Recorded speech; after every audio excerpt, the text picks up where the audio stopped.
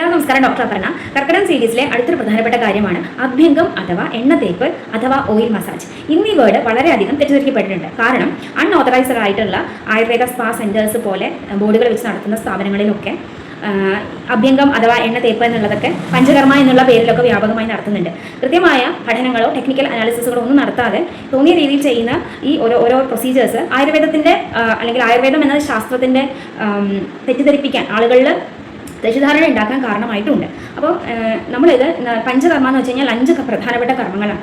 അപ്പോൾ അത് രോഗിയുടെയും ശാരീരിക മാനസിക അവസ്ഥകളെല്ലാം നോക്കി ഒരു വൈദ്യൻ്റെ കൃത്യമായ നിർദ്ദേശപ്രകാരം മാത്രമാണ് അത് ചെയ്യാൻ സാധിക്കുള്ളൂ. അപ്പോൾ ഇവിടെ എണ്ണ തേപ്പ് എന്ന് പറഞ്ഞാൽ സിമ്പിളായിട്ട് മനസ്സിലാക്കാം. നമ്മൾ കുളിക്കുന്നതിന് മുമ്പായിട്ട് ശരീരം മുഴുവൻ എണ്ണ തേച്ച് പിടിപ്പിക്കുക, എന്നിട്ട് ചെറു ചൂടുവെള്ളത്തിൽ കുളിക്കാം എന്നുള്ളതാണ്. അപ്പോൾ സ്വസ്ഥനായിട്ടുള്ള അല്ലെങ്കിൽ ഹെൽത്തി ആയിട്ടുള്ള ഒരാൾക്ക് അല്ലെങ്കിൽ വ്യാധിതനായിട്ടുള്ള ആളുകൾ ഓരോരുത്തരുടെ ശരീര പ്രകൃതി അതിനൊക്കെ മനസ്സിലാക്കിയതിന് ശേഷം മാത്രമേ എന്ത് എണ്ണ വേണം എന്നുള്ളത് ചൂസ് ചെയ്യാൻ പറ്റുള്ളൂ. അപ്പോൾ അത് നിങ്ങൾക്ക് തൊട്ടടുത്തുള്ള ആയുർവേദ ഡോക്ടറെ കൺസൾട്ട് ചെയ്ത് അത് നമുക്ക് എന്ത് എണ്ണ നമുക്ക് സ്യൂട്ടബിൾ ആവും എന്ന് ഉപയോഗിക്കാം, അതിനനുസരിച്ച് ഉപയോഗിക്കാം. പക്ഷേ ഒരു കോമൺ ആയിട്ട് എല്ലാവർക്കും ഉപയോഗിക്കാൻ പറ്റുന്ന ഒരു ഓയിലാണ് തിലതൈലം എന്നുള്ളത്.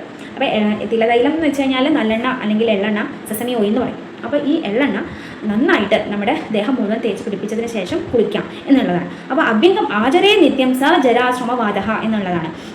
അഭ്യംഗം എന്ന് പറയുന്നത് നിത്യമായിട്ട് ചെയ്യേണ്ട ഒന്നാണ്. അത് നമ്മുടെ ജരാനരകളെ എല്ലാം ഇല്ലാതെയാക്കും. അല്ലെങ്കിൽ വാദികമായിട്ടുള്ള ഡിസോർഡേഴ്സ്, നമ്മുടെ രൂക്ഷത അല്ലെങ്കിൽ തൊലികളൊക്കെ പൊട്ടുന്നത്, വേദന, ഇങ്ങനെയുള്ള ഒരുപാട് പ്രശ്നങ്ങൾ നമ്മൾ ഇല്ലാതാക്കും ദിവസവും ചെയ്യുന്നു. ഇനി ദൃഷ്ടിപ്രസാദം, നമുക്ക് നല്ല കാഴ്ചശക്തി ലഭിക്കും, ആയുസ്സിനെ പുഷ്ടിപ്പെടുത്തും, നമ്മുടെ ആയുസ് വർദ്ധിപ്പിക്കും. പിന്നെ സ്വപ്നസൂത്തൊക്തധാർഢ്യകൃത, അതായത് നമുക്ക് നല്ല ഉറക്കം ലഭിക്കും, നമ്മുടെ സ്കിന്നിൻ്റെ ടെക്സ്ചറൊക്കെ നല്ല രീതിയിലായി മാറും, നല്ല ദൃഢത ഉണ്ടാവും, ഇതെല്ലാം ഉണ്ടാവാൻ സഹായിക്കുന്നു. ഇനി ശിരഹ ശ്രവണപാദേഷു തം വിശേഷേണ ശീലയിൽ, അപ്പോൾ എവിടെയാണ് ശിരസിൽ, അതുപോലെ തന്നെ ശ്രവണം, നമ്മുടെ ചെവികളിൽ, പാദങ്ങളിൽ എന്താണ് അത് വിശേഷേണ ശീലയിൽ എന്തായാലും അവിടെ ചെയ്യണം എന്നുള്ളതാണ് പറയുന്നത്. ഇനി ഇത് ആർക്കൊക്കെ ചെയ്യരുതെന്ന് പറയണത്, വർജ്ജോ അഭ്യംഗഃ കഫഗ്രസ്ത കൃതസംശുദ്ധി അജീർണിഭിः, അതായത് വളരെ കഫം വർദ്ധിച്ചിരിക്കുന്ന ഒരാൾ, അല്ലെങ്കിൽ ഇതുപോലെ ശോധനാദി ക്രമങ്ങൾ ചെയ്തിട്ടുള്ള ആളുകൾ, അല്ലെങ്കിൽ അജീർണമുള്ള ആളുകൾ, ഇവരൊന്നും എണ്ണ തേച്ച് കുളി ചെയ്യരുത് എന്നും പ്രത്യേകം പറയുന്നുണ്ട്.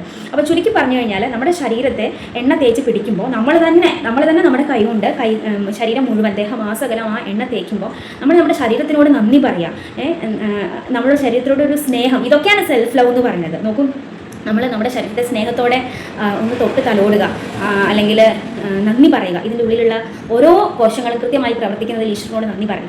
അങ്ങനെ ഓരോ അംഗങ്ങളിലും നമ്മൾ തന്നെ തൊട്ട് സമാധാനമായി ശാന്തമായിട്ട് എണ്ണ തേച്ച് കുറച്ച് നേരം നിന്ന് അതിന് ശേഷം ചെറു ചൂടുവെള്ളത്തിൽ കുളിക്കുമ്പോൾ നമുക്ക് തന്നെ അറിയാം നല്ല ഒരു ബലം. ഇത് കണ്ടിന്യൂസ് ആയി ചെയ്യാം, ഇതിനൊന്നും അധികം സമയം വേണ്ട. ഇനി എന്നും നമുക്ക് പറ്റിയില്ലെങ്കിൽ ഒഴിവുള്ള ദിവസങ്ങളിൽ നമുക്ക് ചെയ്യാം അല്ലേ. അങ്ങനെയൊക്കെ എല്ലാവർക്കും ചെയ്യാനൊരു ശ്രദ്ധ ഉണ്ടാവട്ടെ എന്ന് മാത്രം പറഞ്ഞുകൊണ്ട് നിർത്തുന്നു. നന്ദി.